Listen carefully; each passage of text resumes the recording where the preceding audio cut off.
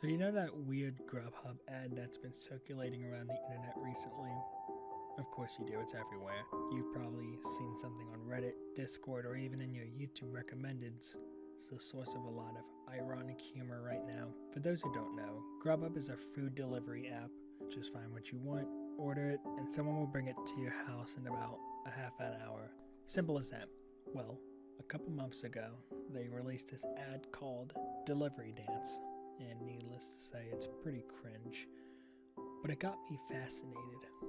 Why do people think it's so bad?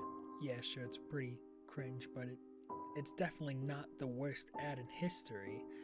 Why are people making this look like it's the worst thing they've seen?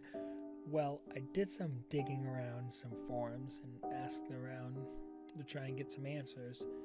Nothing really came up except for one thing.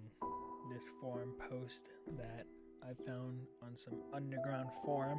The post came from a guest account, so I don't know about any other posts they've made. They laid out this theory they had, and it's pretty unnerving. He called it the Grubhub death theory, and it basically states that all of the characters in the ad were dead and were in some sort of purgatory. Theory goes a little something like this. The two sushi eaters named Mark Jost and Wanda were a married couple. They were happily married together in their late 20s.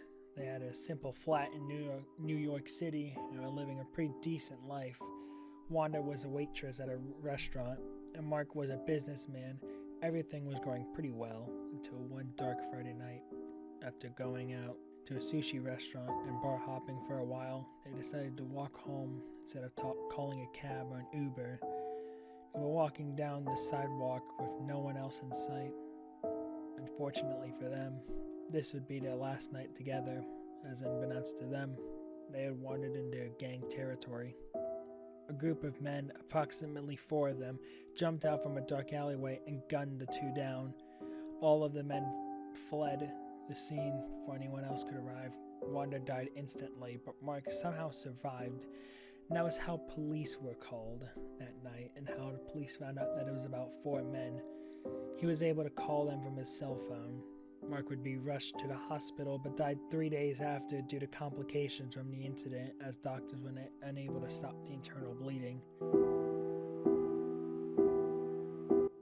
A salad girl named Nancy Weiss was living in her late 30s. She was married to a man named David Caper. They were living their relatively quiet lives in Minneapolis, Minnesota. Nancy was a cashier at a local supermarket, and David was a car mechanic. All was going well until Nancy started to notice something. David would be on his phone constantly, barely paying any attention to Nancy. Every time Nancy saw David, she would either be on his phone or putting his phone away quickly. One day on a Wednesday, Nancy had just woken up. David had already gone to work when she noticed that he had left his phone on his nightstand. Thinking that she could return it to him, she picked it up and found something peculiar. David had 3 text messages, all from this girl named Sandy. Nancy brushed it off as thinking as it was a friend from work. But when David got home, she asked David about Sandy. David got a bit nervous and said that it was just a friend from work, like how Nancy thought it was. However, Nancy could realize something was wrong. She kept pressuring him to tell the truth, and finally he gave in and told Nancy that Sandy was his mistress and had been going behind her back for the past 3 months.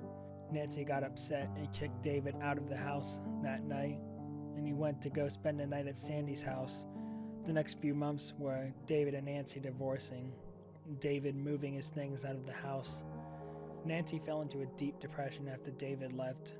She started to feel insecure about herself, so she started eating. She ate a lot over the next few months. 5 months after she divorced David, Nancy was diagnosed with type 2 diabetes and died from complications 3 years later.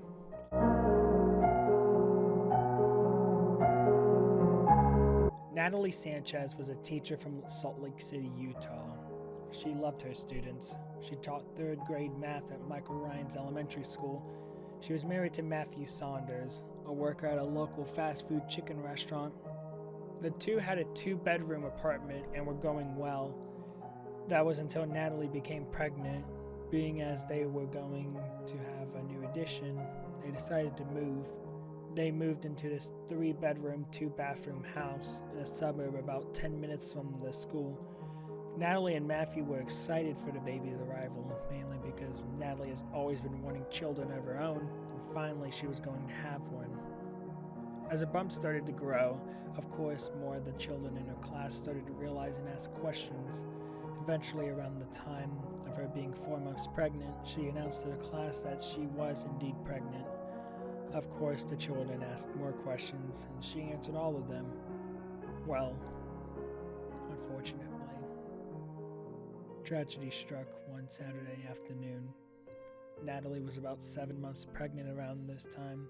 She was watching TV in the living room when Natalie noticed she wasn't feeling well. Her stomach started aching and she was feeling dizzy. Then she felt a wet, warm patch on the couch. At first she thought that she had peed herself, but when she looked down, she did not see pee. Rather, she saw blood. Natalie shrieked and Matthew came rushing down from upstairs, shrieking after seeing the patch of blood on the couch, now dripping onto the floor. He took Natalie and put her in the car and started driving to the hospital. He was going down the road quite fast when he ran a stop sign. Another car on the passenger side struck the car, which caused it to go flying to the other corner of the road.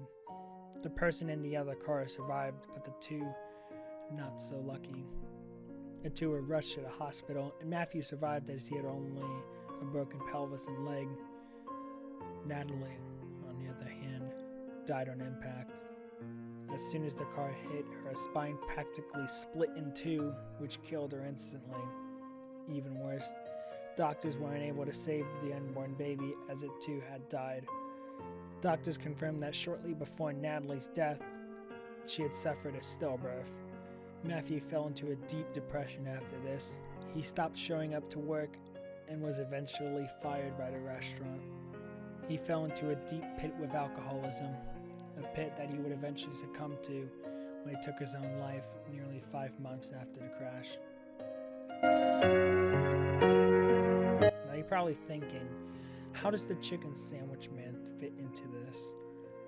Well, the chicken sandwich man, is Matthew Saunders. I'll explain this now. The sushi that Mark and Wanda are eating represent the sushi restaurant that they ate at shortly before they went bar hopping. The salad that Nancy is eating represents her diabetics, as she is trying to lose weight now that she has died, afraid that she would succumb to the same fate in the afterlife if she did not change her diet. The iced coffee Natalie is drinking represents her favorite drink, an iced mocha latte. The chicken sandwich Matthew is holding represents the place he worked at.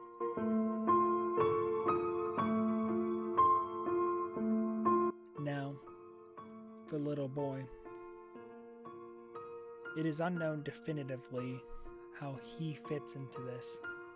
However, the poster speculated that he is Natalie and Matthew's unborn son.